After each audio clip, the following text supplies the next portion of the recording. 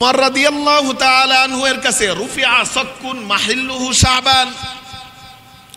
একবার উমর ইবনুল খাত্তাব রাদিয়াল্লাহু তাআলা আনহুর নিকট একটি দলিল দস্তাবেজ পেশ করা হলো। সেই দলিল দস্তাবেজে তারিখ লেখা আছে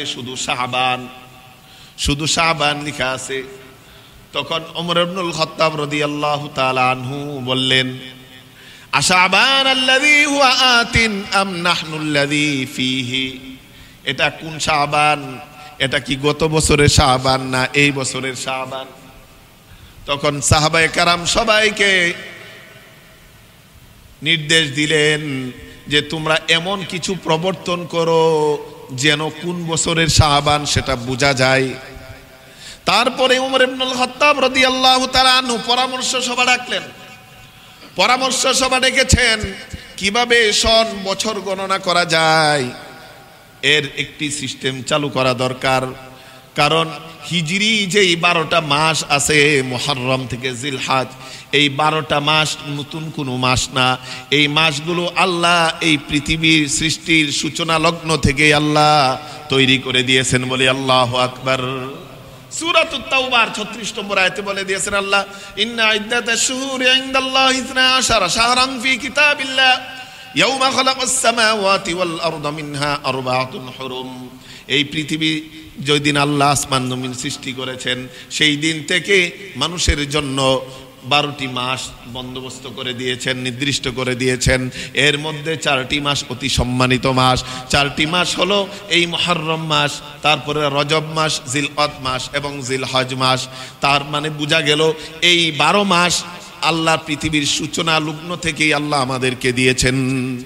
এজন্য আমরা যেটা জানুয়ারি ফেব্রুয়ারি গণি, এটা তো ঈসা আলাইহিস সালাতু ওয়াস সালামের জন্ম থেকে সেটা শুরু হয়েছে এবং রেগ্রিয়ানরা এটাকে কি করেছেন, আবিষ্কার করেছেন। সেদিকে আমি যাচ্ছি না।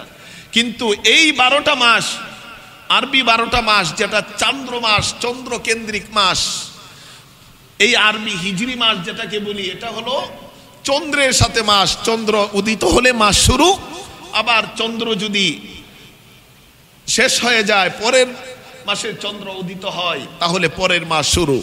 এই চন্দ্র কেন্দ্রিক 12টি মাস আল্লাহ পৃথিবীর শুরু থেকে দিয়েছে বলি আল্লাহু আকবার। তো এই 12টি মাসের মধ্যে 4টি অতি সম্মানিত মাস। এই মাসগুলোর বছর হিসাব করার জন্য উমর ইবনুল খাত্তাব রাদিয়াল্লাহু তাআলা আনহু পরামর্শ সভা ডাকলেন। পরামর্শ সভাতে সাদ ইবনে আবু ওয়াক্কাস রাদিয়াল্লাহু তাআলা আনহু বলেন, যেটা উমদাতুল ক্বারি, বুখারী শরীফের ব্যাখ্যা গ্রন্থ উমদাতুল ক্বারিতে বদরুদ্দিন আল্লামা বদরুদ্দিন আইনি রাহিমাহুল্লাহু তাআলা আনহু বলেন যে ওই পরামর্শ সবাই সাদ ইবনে আবি ওয়াক্কাস রাদিয়াল্লাহু তাআলা আনহু বললেন, ওই যে সন বছরের সিস্টেম চালু করতে যাচ্ছেন সেটা মিন ওয়াফাতি রাসূলিল্লাহ সাল্লাল্লাহু আলাইহি ওয়াসাল্লাম, যে আররিখ মিন ওয়াফাতি রাসূলিল্লাহ, যে উমর ইবনুল খাত্তাব ও আমিরুল মুমিনিন, আপনি রসুলের ওয়াফাতকে কেন্দ্র করে, রসুল যেই দিন এই দুনিয়া থেকে প্রস্থান করেছেন সেই দিনকে কেন্দ্র করে আপনি শাওন গণনা শুরু করতে পারেন, তারিখ গণনা শুরু করতে পারেন। তলহা রাদিয়াল্লাহু তাআলা আনহু বলেন, যেই দিন আল্লাহ তাআলা আল্লাহর পক্ষ থেকে আল্লাহর নবী নবুয়ত পেয়েছেন সেই দিন থেকে দিন গণনা শুরু করতে পারেন। আলী ইবনে আবি তালিব রাদিয়াল্লাহু তাআলা আনহু পরামর্শ দিলেন, যেই দিন হিজরত হয়েছে, কেননা হিজরত সত্য এবং মিথ্যার মাঝে পার্থক্যকারী, লিআন্নাহা ফাররাকাত বাইনাল হাক্কি ওয়াল বাতিল, এই হিজরত সত্য মিথ্যার মাঝে পার্থক্য করে দিয়েছে। এজন্য হিজরতকে কেন্দ্র করে আপনি এই সন গণনা শুরু করতে পারেন। আরও কিছু সাহাবারা বললেন যে রসুলের জন্ম দিবসকে কেন্দ্র করে এই সন গণনা শুরু করতে পারেন। এই সেই পরামর্শ সবাই অধিকাংশ সাহাবীদের মত তখন আলী ইবনে আবি তালিব রাদিয়াল্লাহু তাআলা আনহু এর মতের সাথে মিলে যায়, যেটা হিজরতকে, রসুলের হিজরতকে কেন্দ্র করে সন গণনার কথা বলেছিলেন আলী রাদিয়াল্লাহু তাআলা আনহু। উনার মতকে প্রাধান্য দিয়ে উমর ইবনুল খাত্তাব রাদিয়াল্লাহু তাআলা আনহু সেই হিজরতকে কেন্দ্র করে সন গণনা করার নির্দেশ দিয়ে দিলেন বলি আল্লাহু আকবার। সম্মানিত উপস্থিতি, আমরা ঈমান নিয়ে আলোচনা করছিলাম। ইনশাআল্লাহ ইমানের আলোচনা আমরা পরবর্তীতে করব। তো সমসাময়িক আলোচনা এই হিজরি সন মুহররম মাস এর সাথে সংশ্লিষ্ট যে আলোচনা আছে সেগুলো আমরা হয়তোবা কয়েক জুমা ইনশাআল্লাহ করব, তারপরে আবারও আমরা ইমানের আলোচনায় ফিরে আসব। কারণ প্রত্যেকটা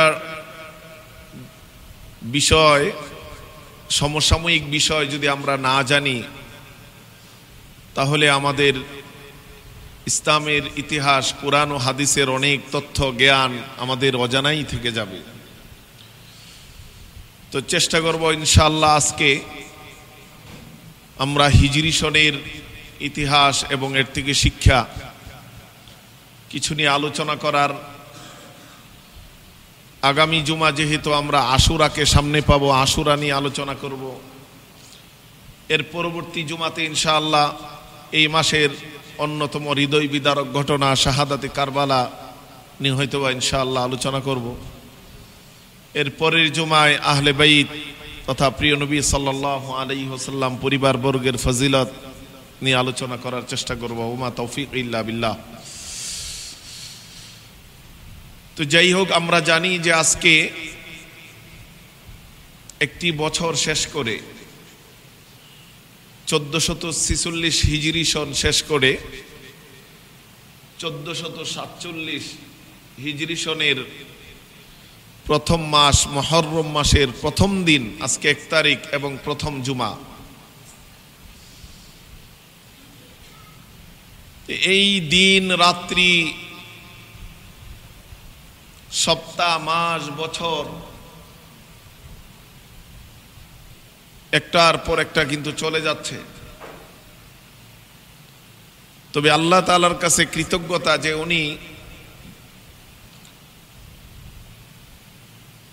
শাবান মাস অত্যন্ত ফজিলতপূর্ণ মাস, এর পরের মাস রমাদান মাস ইবাদতের অন্যতম মৌসুম, মুমিনের জন্য বসন্তকাল। এরপর ছিল শাওয়াল মাস, সেটাও অনেক ফজিলতপূর্ণ মাস।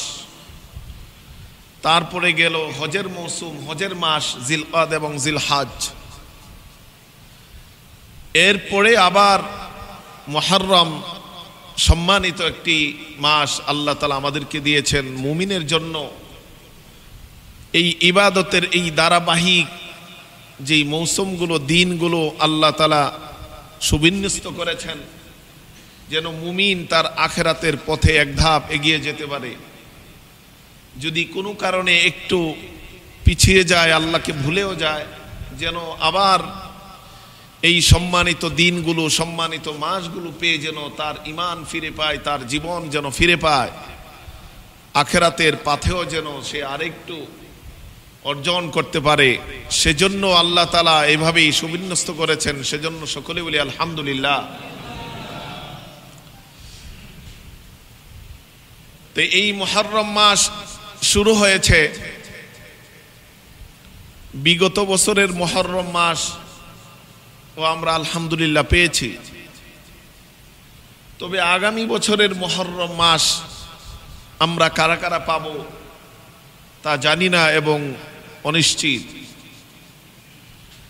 এমন অনেক ভাইয়েরা ছিলেন গত মুহররম মাসে আমাদের সাথে ছিলেন, কিন্তু আজকে তারা অন্ধকার কবরে চিরদিনের জন্য শুয়ে গেছেন। এই যে দিন রাতের আবর্তন, মাস বছরের প্রত্যাবর্তন, এর মধ্যে আল্লাহ তাআলা আমাদের জন্য, মুমিনের জন্য নিদর্শন রেখেছেন। এই আবর্তন আর প্রত্যাবর্তন আমাদেরকে ইঙ্গিত দিচ্ছে যে আমাদের ক্ষণস্থায়ী জীবনও একদিন শেষ হয়ে যাবে। বছর পেরিয়ে যেমনি ভাবে নতুন বছর আসে, জীবন শেষ হয়ে আবার নতুন জীবন আসবে। একই দিনে এই পৃথিবীতে কিছু জীবনের পরিসমাপ্তি ঘটে, আবার একই দিনে নতুন জীবনের আগমন ঘটে। তো এই দিন রাতের প্রত্যাবর্তন সেটাই আমাদেরকে ইঙ্গিত দিচ্ছে যে এই ক্ষণস্থায়ী জীবন, আমি থাকবো না, আমার জন্মই হয়েছে মৃত্যুর জন্য। এই দিন রাতের আবর্তনের মধ্যেও আল্লাহ তাআলা মুমিনদের জন্য রেখেছেন শিক্ষা, বুদ্ধিমানদের জন্য রেখেছেন শিক্ষার আহার। তো আল্লাহ তাআলা পবিত্র কোরআনে সূরা আলে ইমরানের 190 নম্বর আয়াতে বলেছেন, ইন্না ফি খালকিস সামাওয়াতি ওয়াল আরদি ওয়াখতিলাফিল লাইলি ওয়ান নাহারি লাআয়াতিন লিউলিল আলবাব। ও দুনিয়ার মানুষেরা, জেনে রাখো, নিশ্চয় এই আসমান জমিন সৃষ্টির মাঝে এবং দিন রাতের পরিবর্তনের মাঝে, দিন রাত্রির আবর্তনের মাঝে বুদ্ধিমানদের জন্য রয়েছে চরম শিক্ষা, শিক্ষণীয় রয়েছে, উপদেশ গ্রহণের সুযোগ রয়েছে। কাদের জন্য? লিউলিল আলবাব, ইন্টেলিজেন্স পারসনদের জন্য, বুদ্ধিমান ব্যক্তিদের জন্য। বুদ্ধিমান যারা, তাদের জন্য এই দিন রাত্রের আবর্তনের মাঝে কি রয়েছে? শিক্ষা রয়েছে। সূরাতুল ফুরকানের 62 নম্বর আয়াতে আল্লাহ বলেন, ওয়া হুয়াল্লাযী জাআলাল লাইলা ওয়ান নাহারা খিলফাতান লিমান আরাদা আন ইয়াযযাক্কারা আও আরাদা শুকুরা। তিনি সেই মহান রব্বুল আলামিন যিনি তোমাদের জন্য দিন এবং রাত্রিকে একটা অপরটার অনুগামী করে দিয়েছেন। একটার পরে আরেকটা আসে, দিন চলে যাওয়ার পর রাত্রি আসে, আবার রাত্রি চলে যাওয়ার পর দিন আসে। আল্লাহ তাআলা একটির পর একটিকে অনুগামী করে দিয়েছেন। কেন? লিমান আরাদা আইয়াযাক্কারা, যারা নাকি চিন্তা করে গবেষণা করে এই দিন রাত্রি থেকে শিক্ষা নিতে চায়, উপদেশ গ্রহণ করতে চায়, আর এটা পেয়ে আল্লাহর কৃতজ্ঞতা আদায় করতে চায়, তাদের জন্য দিন রাত্রিকে একটা অপরটির অনুগামী করে দিয়েছে। বলি আল্লাহু আকবার। দিন এবং রাত্রিকে আল্লাহ অনুগামী কেন করেছেন? আরেক আয়াতে আল্লাহ বলেন, সূরাতু ফাতিরের 13 নম্বর আয়াত, ইউলিজুল লাইলা ফিন নাহারি ওয়া ইউলিজুন নাহারা ফিল লাইল। আল্লাহ তাআলা রাত্রিকে দিনের মধ্যে প্রবেশ করান, আবার দিনকে রাত্রির মধ্যে প্রবেশ করান। কেন করান? মুমিনদের জন্য, চিন্তাশীল পারসনদের জন্য, ইন্টেলিজেন্স পারসনদের জন্য রয়েছে এখানে নিদর্শন, রয়েছে এখানে শিক্ষা। যারা নাকি উপদেশ গ্রহণ করতে চায় তাদের জন্য রয়েছে এখানে আহার। কিভাবে বন্ধুগণ দেখেন, আল্লাহ দিনকে রাতের ভিতরে প্রবেশ করান, রাত্রিকে দিনের ভিতরে প্রবেশ করান। বর্তমানে আমরা যখন ফজর নামাজ শেষ করি 5:15 বাজে, এমনও দিন আসে শীতকালে তখন ফজরের সময়ও হয় না, তখন ফজরের সময় শেষ হয় প্রায় 7টা বাজে, 7টার একটু আগে। তার মানে বর্তমানে যেটা দিন তখন হয়ে যায় সেটা রাত। আর বর্তমানে আমরা মাগরিব করি, সন্ধ্যা করি প্রায় 7টা বাজে, শীতকালে তখন সন্ধ্যা হয়ে যায় 5:30 বাজে। অর্থাৎ এখন যেটা দিন তখন হয়ে যায় সেটা রাত। আল্লাহ তাআলা এই দিন রাতের পরিবর্তন একটা একটার মধ্যে ঢুকিয়ে দিয়েছেন। প্রত্যেক দিন দিন কমতেছে, রাত বাড়তেছে, রাত কমতেছে, দিন বাড়তেছে। এটা আল্লাহ কেন করেছেন? আল্লাহ চাইলে তো পারতেন, ফিক্সড করে দিতে পারতেন, 12 ঘন্টা দিন 12 ঘন্টা রাত। ফিক্সড করেন নাই কেন?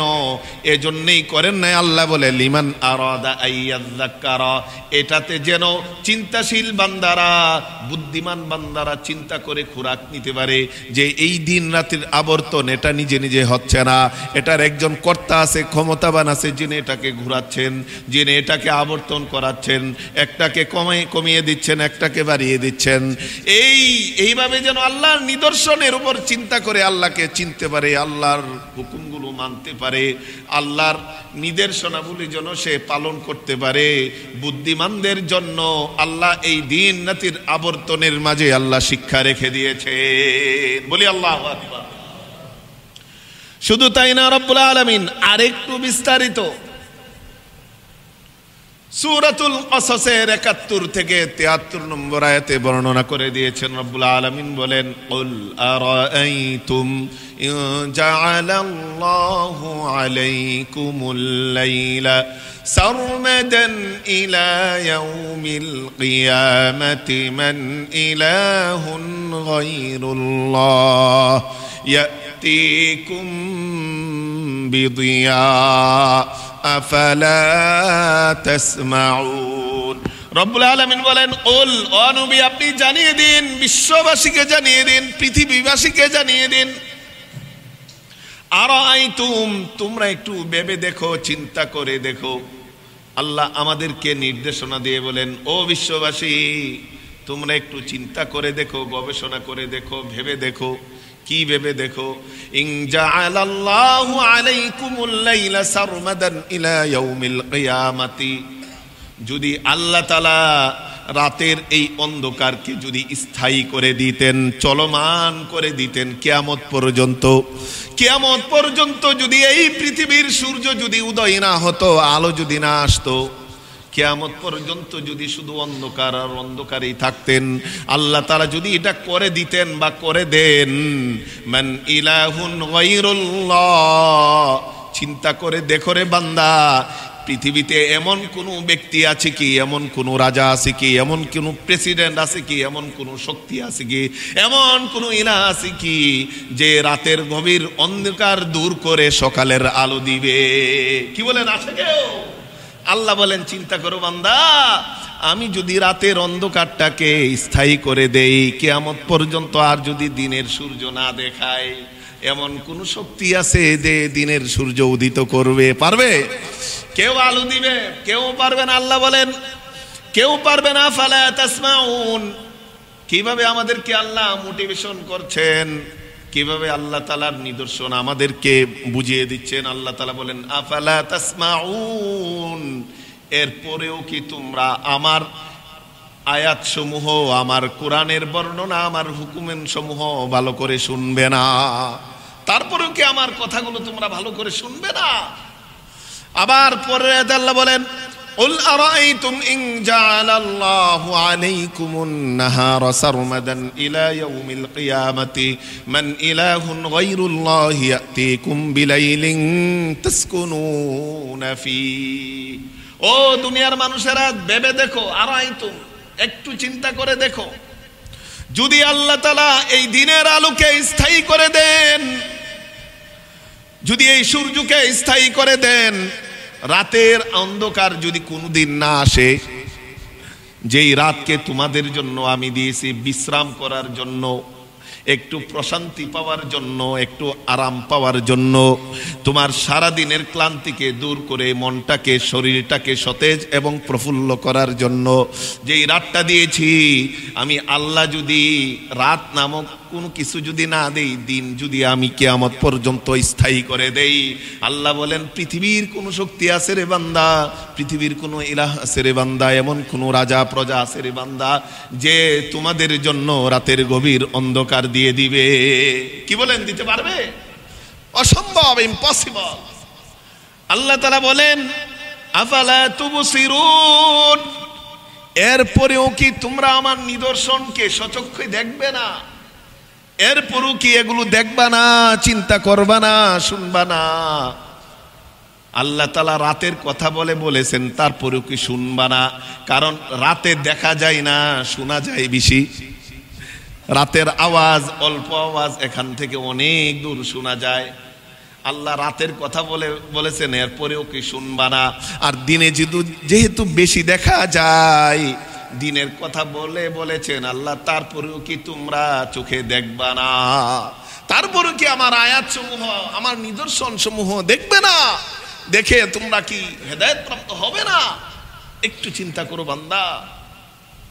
পরের আয়াতে আল্লাহ তাআলা বলেন, ওয়া মির রাহমাতিহি জাআলা লাকুমুল লাইলা ওয়ান নাহারা লিতাসকুনু ফীহি ওয়া লিতাবতাগু মিন ফাদলিহি ওয়া লাআল্লাকুম তাশকুরুন। ও বান্দারা, আল্লাহ তাআলার বিশেষ অনুগ্রহের মাধ্যমে তোমাদেরকে দিন এবং রাত্রি দিয়েছে। তোমাদেরকে আল্লাহ রাত্রি দিয়েছে, লিতাসকুনু ফীহি, যেখানে তোমরা বিশ্রাম নিবে, তোমার দিনের সারা দিনের ক্লান্তিকে দূর করে দিবে। সূরাতুল ফুরকানের 47 নম্বর আয়াতে আল্লাহ তাআলা বলেছেন, ওয়া হুয়াল্লাযী জাআলা লাকুমুল লাইলা লিবাসা ওয়ান নাওমা সুবাতা ওয়া জাআলান নাহারা নুশুরা। তিনি তো সেই মহান সৃষ্টিকর্তা যিনি নাকি দিনটাকে করে রাত্রিটাকে করেছেন আবরণ স্বরূপ। এই রাত্রিকে অন্ধকারের আবরণ দিয়ে আল্লাহ ঢেকে দিয়েছেন। আল্লাহ আবরণ দিয়েছেন, সব কিছু নিস্তব্ধ করে দিয়েছেন। কেন রে বান্দা? লিতাসকুনু ফীহি, যেন তুমি সেখানে শান্তি পাও, বিশ্রাম করতে পারো। কারণ যখন সুরগুল থাকে, হট্টগোল থাকে, আওয়াজ থাকে, আলো থাকে, সেখানে বিশ্রাম হয় না। আধুনিক বিজ্ঞানও বলে, যদি লাইট জ্বালিয়ে ঘুমানো হয়, আমাদের যে জেহেন আছে, ব্রেইন আছে, সেই ব্রেন ততক্ষণ পর্যন্ত প্রশান্ত হয় না, ততক্ষণ পর্যন্ত বিশ্রাম পায় না, যতক্ষণ রুমের আলো নিবানো না হয়। বলি আল্লাহু আকবার। তাহলে আল্লাহ তাআলা বলেন, আমি দিন দিয়েছি, রাত্রিকে দিয়েছি এবং আবরণ করে দিয়েছি, ঢেকে দিয়েছি অন্ধকারের দ্বারা। আর ওয়ান নাওমা সুবাতান, ঘুমকে করেছি আমি ক্লান্তি নিবারক, ক্লান্তি দূরকারী। ঘুম তোমাদের সারা দিনের ক্লান্তিকে দূর করে দেয়। যার নাকি রাতে ঘুম হয় না, পরের দিন তার ক্লান্তিও থাকে, তার শরীর ভালো লাগে না, অসুস্থ হয়ে যায়। আল্লাহ বলেন, এগুলো কি একটু চিন্তা করবা না রে বান্দা? তোমাকে রাত্রি দিয়েছি যেন বিশ্রাম নিতে পারো, ঘুমিয়ে তোমার শরীরটাকে আরাম করতে পারো, তোমার ক্লান্তি দূর করতে পারো। ওয়া জাআলান নাহারা নুশুরা, আর আমি দিন দিয়েছি যেন তুমি আবার প্রফুল্ল মনে, সতেজ শরীরে আবার আমি আল্লাহর রিজিককে অন্বেষণ করতে পারো। বলি আল্লাহু আকবার। লিতাবতাগু মিন ফাদলিহি, যেন আল্লাহর এই অনুগ্রহ রিজিক যেন অন্বেষণ করতে পারো, সেজন্য আমি দিন দিয়েছি। ওয়ালা আল্লাকুম তাশকুরুন, আল্লাহ বলেন, এরপরেও কি আমি আল্লাহর কৃতজ্ঞতা আদায় করবে না? তোমরা যেন কৃতজ্ঞতা আদায় করতে পারো, এই জন্য এই নিদর্শনগুলো দিয়েছি, দিন রাতের আবর্তন দিয়েছি, এই বছর মাসের পরিবর্তন দিয়েছি। বছরের পর বছর আসবে যাবে, তবে আমার আমল নামা কতটুকু উন্নতি হলো না হলো সেটা আমাকে হিসাব নেওয়ার প্রয়োজন আছে কি নাই? অবশ্যই প্রয়োজন আছে। এই হিজরি সনের আজকে প্রথম দিন, মুহররমের 1 তারিখ, আমরা যেন আল্লাহর এই দিন রাতের আগমনের যে নিদর্শন আল্লাহ চিন্তা করতে বলেছেন, এটা যেন চিন্তা করি যে আল্লাহ তোমার একমাত্র ক্ষমতার মাধ্যমে আমাদের কল্যাণে দিন রাত্রি দিয়েছ, তোমাকে চেনার জন্য। তাই তোমাকে চেনার তৌফিক দান করে দাও, হায়াত রিজিক বৃদ্ধি করে দাও। তোমার ইবাদতে যেন আমরা মনোযোগী হতে পারি, তাকওয়া যেন অর্জন করতে পারি, সেই তৌফিক আমাদেরকে দান করে দাও। বলি আল্লাহু আমিন। এই হিজরি সনের ইতিহাস যদি বলা হয়, হিজরি সনটা শুরু হয়েছে প্রিয় নবী সাল্লাল্লাহু আলাইহি ওয়াসাল্লামের মক্কা থেকে মদিনার হিজরতের যেই ঐতিহাসিক স্মরণীয় দিন, সেই স্মরণীয় হিজরতকে স্মরণ রাখার জন্যই এই হিজরি সনের প্রবর্তন করা হয়েছে। এই হিজরি সনের প্রবর্তন হয়েছে খলিফাতুল মুসলিমিন ওমর ইবনুল খাত্তাব রাদিয়াল্লাহু তাআলা আনহু এর শাসনকালে 17তম হিজরি সনে। 17তম হিজরি সনে, অর্থাৎ রাসূলের হিজরতের প্রায় 17 বছর পরে এই হিজরি সন প্রবর্তন করা হয়েছে। এর প্রেক্ষাপট কি, কেন প্রবর্তন করা হয়েছে? ইমাম ইবনে সামারকান্দি রাহিমাহুল্লাহ বলেন, প্রখ্যাত সাহাবী আবু মুসা আশআরী রাদিয়াল্লাহু তাআলা আনহু একবার উমর রাদিয়াল্লাহু তাআলা আনহুকে চিঠি লিখেছেন, ওয়া উমর ইন্নাহু তাতিনা কুতুবুন লাইসা ফিহা তারিখুন। উমর, আপনার থেকে অনেক কাগজ আসে, সেটাতে কোনো তারিখ থাকে না। এটা আমাদের জন্য পালন করতে, বাস্তবায়ন করতে সমস্যা হয়। আরেকটা রিওয়ায়াতে আছে যে উমর রাদিয়াল্লাহু তাআলা আনহু এর কাছে রুফিআ সাক্কুন মাহিল্লুহু শাবান, একবার উমর ইবনুল খাত্তাব রাদিয়াল্লাহু তাআলা আনহুর নিকট একটি দলিল দস্তাবেজ পেশ করা হলো। সেই দলিল দস্তাবেজে তারিখ লেখা আছে শুধু শাবান লেখা আছে। তখন উমর ইবনুল খাত্তাব রাদিয়াল্লাহু তাআলা আনহু বললেন, আশাবান আল্লাযী হুয়া আতিন আম নাহনুল্লাযী ফীহি, এটা কোন শাবান? এটা কি গত বছরের শাবান না এই বছরের শাবান? তখন সাহাবায়ে কেরাম সবাইকে নির্দেশ দিলেন যে তোমরা এমন কিছু প্রবর্তন করো যেন কোন বছরের শাবান সেটা বোঝা যায়। তারপরে উমর ইবনুল খাত্তাব রাদিয়াল্লাহু তাআলা আনহু পরামর্শ সভা ডাকলেন। পরামর্শ সভা ডেকেছেন কিভাবে সন বছর গণনা করা যায়, এর একটি সিস্টেম চালু করা দরকার। কারণ হিজরি যেই 12টা মাস আছে মুহররম থেকে জিলহজ, এই 12টা মাস নতুন কোনো মাস না। এই মাসগুলো আল্লাহ এই পৃথিবীর সৃষ্টির সূচনা লগ্ন থেকে আল্লাহ তৈরি করে দিয়েছেন, বলে আল্লাহু আকবার। সূরাতুত তাওবার 36 নম্বর আয়াতে বলে দিয়েছেন আল্লাহ, ইন্না ইদ্দাতাশ শুহুরি ইনদাল্লাহি 12 শাহরান ফি কিতাবিল্লাহ ইয়াওমা খালাকাস সামাওয়াতি ওয়াল আরদা মিনহা আরবাআতুন হুরুম। এই পৃথিবী যেদিন আল্লাহ আসমান জমিন সৃষ্টি করেছেন সেই দিন থেকে মানুষের জন্য 12টি মাস বন্দোবস্ত করে দিয়েছেন, নির্দিষ্ট করে দিয়েছেন। এর মধ্যে 4টি মাস অতি সম্মানিত মাস। 4টি মাস হলো এই মুহররম মাস, তারপরে রজব মাস, জিলকদ মাস এবং জিলহজ মাস। তার মানে বোঝা গেল এই 12 মাস আল্লাহ পৃথিবীর সূচনা লগ্ন থেকেই আল্লাহ আমাদেরকে দিয়েছেন। এজন্য আমরা যেটা জানুয়ারি ফেব্রুয়ারি গণি, এটা তো ঈসা আলাইহিস সালাতু ওয়াস সালামের জন্ম থেকে সেটা শুরু হয়েছে এবং রেগ্রিয়ানরা এটাকে কি করেছেন, আবিষ্কার করেছেন, সেদিকে আমি যাচ্ছি না। কিন্তু এই 12টা মাস, আরবি 12টা মাস, যেটা চান্দ্র মাস, চন্দ্র কেন্দ্রিক মাস, এই আরবি হিজরি মাস যেটাকে বলি, এটা হলো চন্দ্রের সাথে মাস। চন্দ্র উদিত হলে মাস শুরু, আবার চন্দ্র যদি শেষ হয়ে যায়, পরের মাসে চন্দ্র উদিত হয়, তাহলে পরের মাস শুরু। এই চন্দ্র কেন্দ্রিক 12টি মাস আল্লাহ পৃথিবীর শুরু থেকে দিয়েছে, বলি আল্লাহু আকবার। তো এই 12টি মাসের মধ্যে 4টি অতি সম্মানিত মাস। এই মাসগুলোর বছর হিসাব করার জন্য উমর ইবনুল খাত্তাব রাদিয়াল্লাহু তাআলা আনহু পরামর্শ সভা ডাকলেন। পরামর্শ সভাতে সাদ ইবনে আবু ওয়াক্কাস রাদিয়াল্লাহু তাআলা আনহু বলেন, যেটা উমদাতুল ক্বারি, বুখারী শরীফের ব্যাখ্যা গ্রন্থ উমদাতুল ক্বারিতে বদরুদ্দিন আল্লামা বদরুদ্দিন আইনি রাহিমাহুল্লাহু তাআলা আনহু বলেন যে ওই পরামর্শ সভায় সাদ ইবনে আবি ওয়াক্কাস রাদিয়াল্লাহু তাআলা আনহু বললেন, ওই যে সন বছরের সিস্টেম চালু করতে যাচ্ছেন সেটা মিন ওয়াফাতি রাসূলিল্লাহ সাল্লাল্লাহু আলাইহি ওয়াসাল্লাম, যে আররিখ মিন ওয়াফাতি রাসূলিল্লাহ, যে উমর ইবনুল খাত্তাব ও আমিরুল মুমিনিন, আপনি রসুলের ওয়াফাতকে কেন্দ্র করে, রসুল যেই দিন এই দুনিয়া থেকে প্রস্থান করেছেন সেই দিনকে কেন্দ্র করে আপনি শাওন গণনা শুরু করতে পারেন, তারিখ গণনা শুরু করতে পারেন। তলহা রাদিয়াল্লাহু তাআলা আনহু বলেন, যেই দিন আল্লাহ তাআলা আল্লাহর পক্ষ থেকে আল্লাহর নবী নবুয়ত পেয়েছেন সেই দিন থেকে দিন গণনা শুরু করতে পারেন। আলী ইবনে আবি তালেব রাদিয়াল্লাহু তাআলা আনহু পরামর্শ দিলেন, যেই দিন হিজরত হয়েছে, কেননা হিজরত সত্য এবং মিথ্যার মাঝে পার্থক্যকারী, লিআন্নাহা ফাররাকাত বাইনাল হাক্কি ওয়াল বাতিল, এই হিজরত সত্য মিথ্যার মাঝে পার্থক্য করে দিয়েছে। এজন্য হিজরতকে কেন্দ্র করে আপনি এই সন গণনা শুরু করতে পারেন।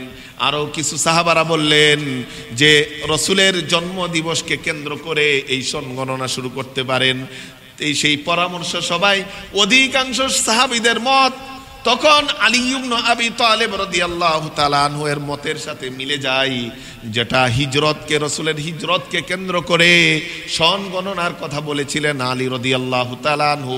উনার মতকে প্রাধান্য দিয়ে উমর ইবনুল খাত্তাব রাদিয়াল্লাহু তাআলা আনহু সেই হিজরতকে কেন্দ্র করে সন গণনা করার নির্দেশ দিয়ে দিলেন, বলি আল্লাহু আকবার। তখন শুরু হলো যে ঠিক আছে, আমরা প্রিয় নবীর হিজরতকে কেন্দ্র করে সন গণনা শুরু করব। তবে প্রথম মাস কোনটা হবে? কেউ বলেন যেহেতু রাসূল হিজরত করেছেন 27শে সফর, সফর মাসের 27 তারিখ, 27শে সফর যেহেতু রাসূলের হিজরত শুরু হয়েছে, সেজন্য হিজরতের গণনা প্রথম মাস হবে সফর। কেউ বলেন যে না, রাসূল 12 রবিউল আউয়াল মদিনাতে পৌঁছেছেন, তাহলে হিজরতের হিজরি সনের প্রথম মাস হবে রবিউল আউয়াল।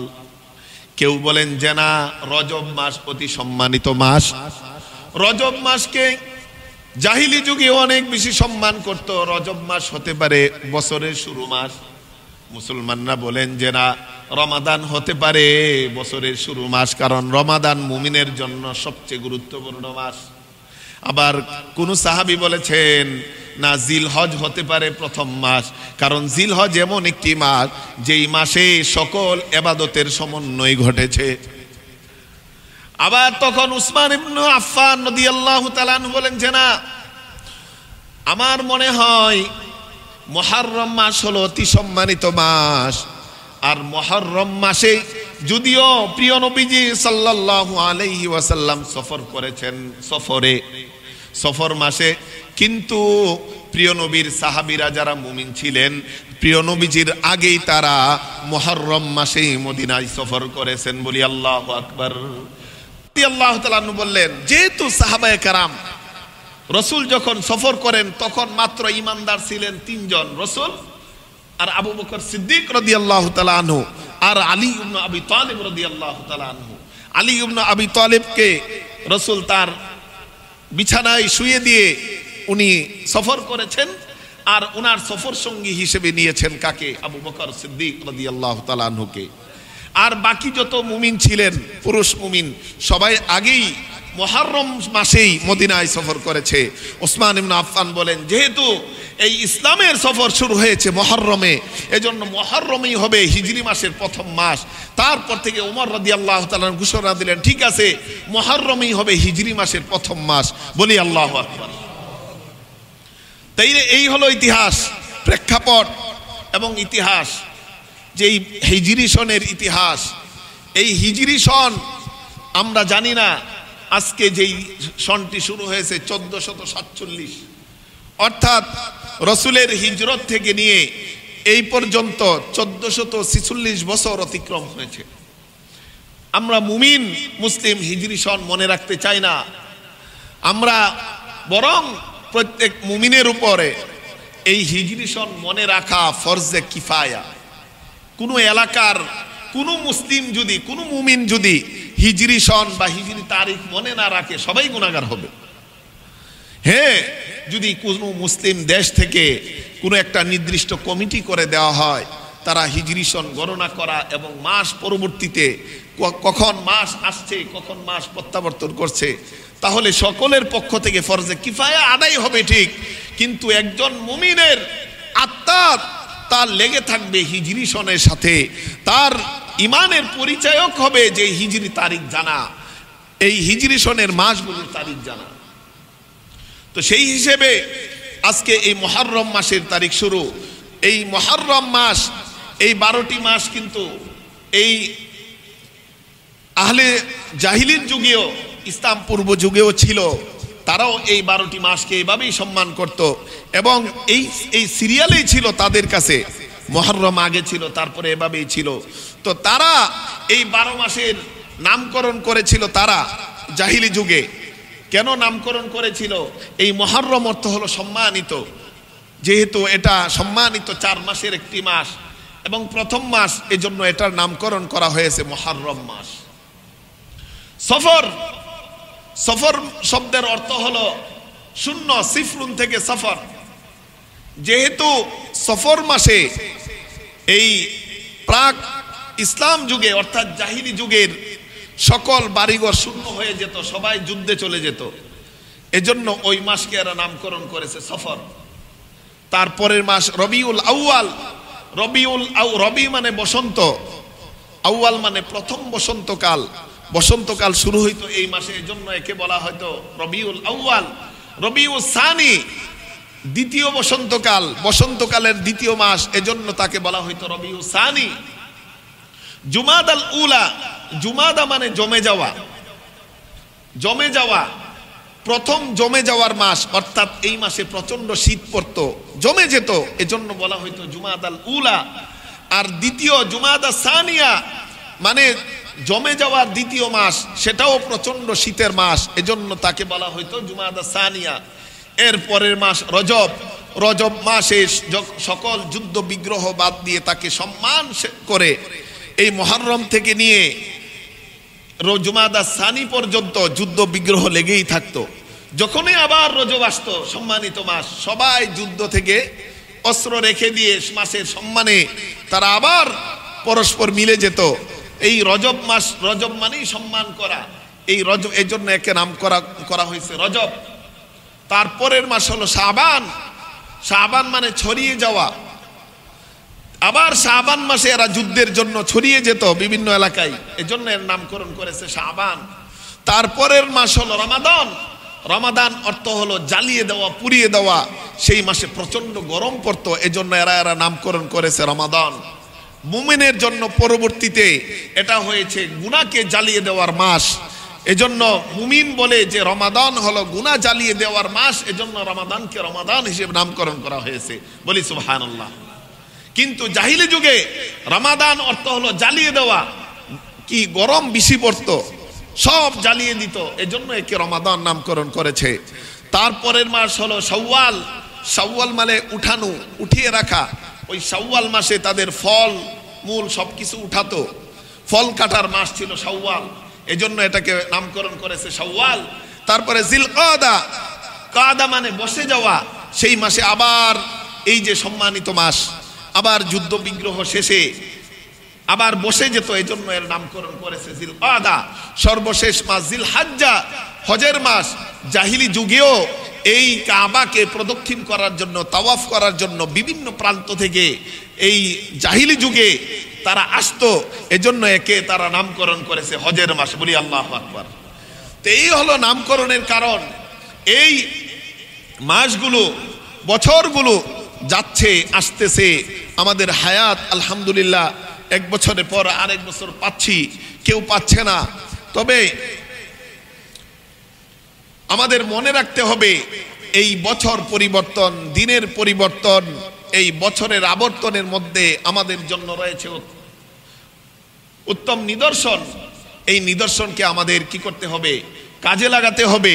চিন্তাশীলদের জন্য রয়েছে নিদর্শন, এজন্য আমাদের কি করতে হবে? এই নতুন বছরে আমাদের প্রথম যেটা কাজ, সেটা আমাদের নফসের সাথে হিসাব নিতে হবে।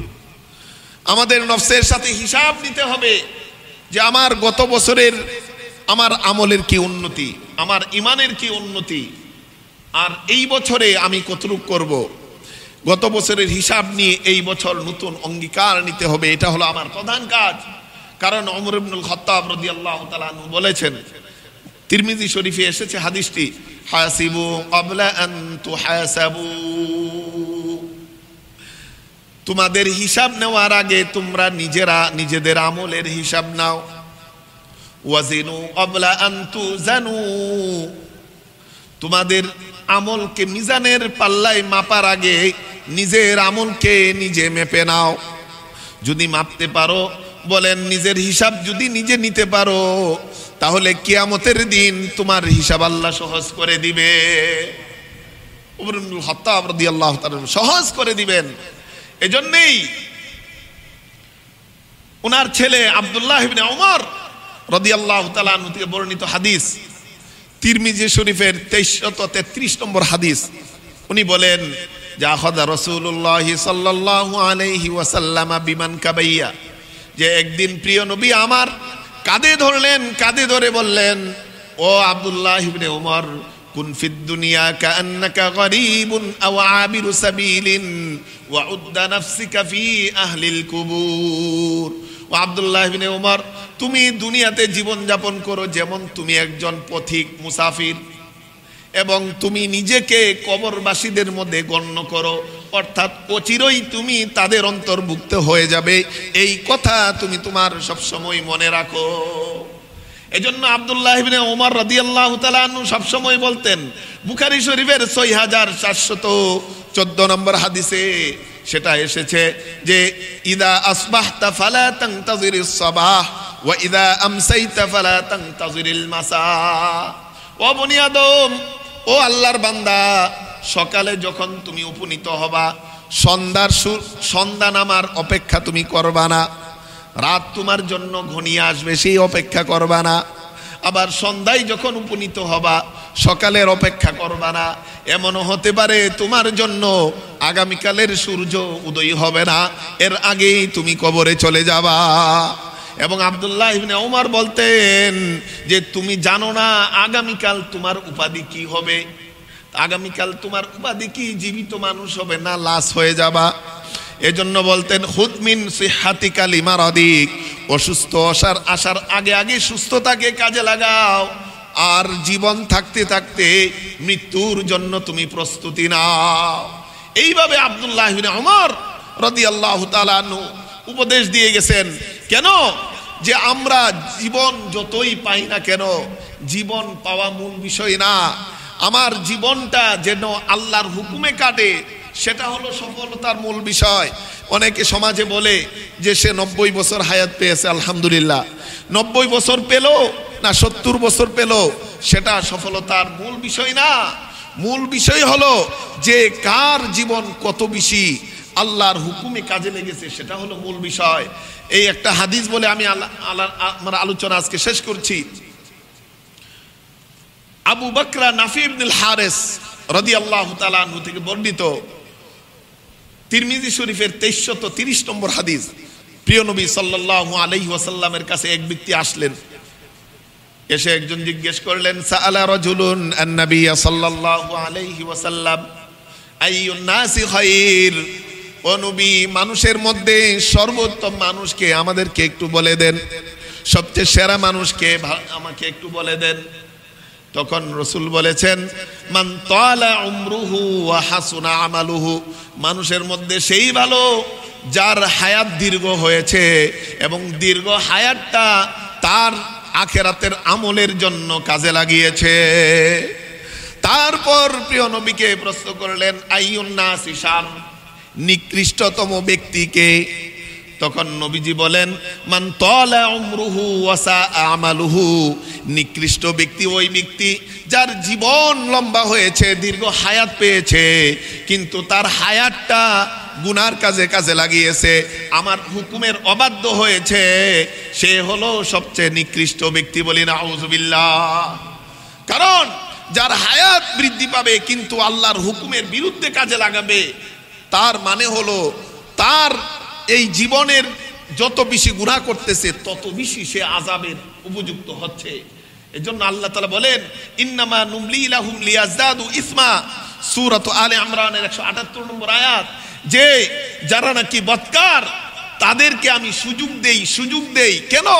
তারা যেন আরো পাপ করে অধিক সেই আযাবের উপযোগী হয়। বলি নাউযুবিল্লাহ।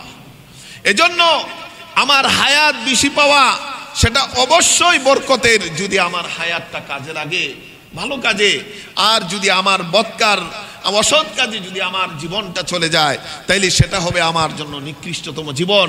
এজন্য প্রিয় নবী সাল্লাল্লাহু আলাইহি ওয়াসাল্লাম সব সময় দোয়া করতেন আল্লাহর কাছে, আল্লাহুম্মা আসলিহ লি দীনি আল্লাযী ফিহা ইসমাতু আমরি ওয়া দুনিয়া আল্লাতী ফিহা মাআশি ওয়া আখিরাতি আল্লাতী ফিহা মাআদি ওয়াজআলিল হায়াতা জিয়াদাতান লি ফি কুল্লি খাইর ওয়াজআলিল মাউতা রাহাতান লি মিন কুল্লি শার।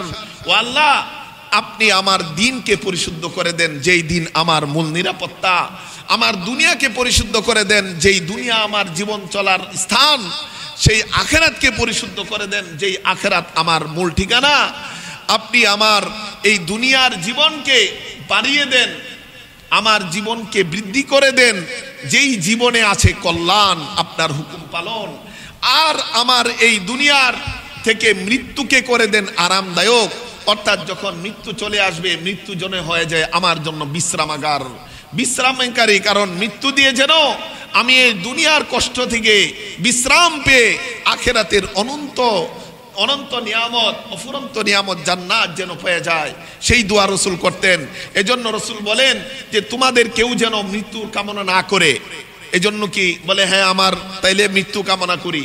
রসুল বলেন, মুসলিম শরীফের 2780 নম্বর হাদিস, রসুল বলেন যে লা ইয়াতামান্নায়ান্না আহাদুকুম আল মাউতা, যে তোমাদের কেউ যেন মৃত্যু কামনা না করে, লিদুররিন নাযালা বিহি, কোনো কষ্টে পড়ে, হায় হায় এত কষ্ট দুঃখ আর ভালো লাগে না, আল্লাহ আমার নিতে পারে না, এরকম অনেকেই দুঃখ করে বলি, কিন্তু এটা বলা জায়েজ না। রাসূল বলেন এভাবে বলবে না।